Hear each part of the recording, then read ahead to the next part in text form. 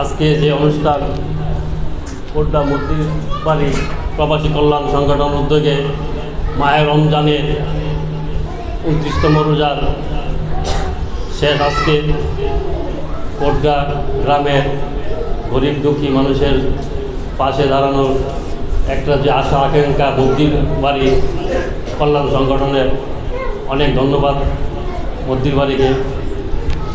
এরকমভাবে হয়তো 21 সাল থেকে শুরু করছে, এটা চলমান থাকবে বহুদিন পর্যন্ত।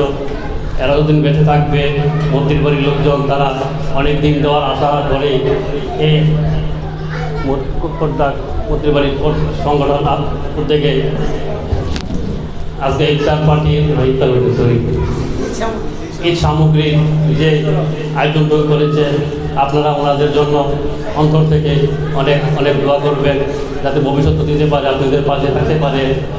মন্দির বাড়ির পক্ষ থেকে আপনাদেরকে অনেক ধন্যবাদ জানে আজকে আমি আলোচনা সম্পর্ক করলাম। আসসালামু আলাইকুম।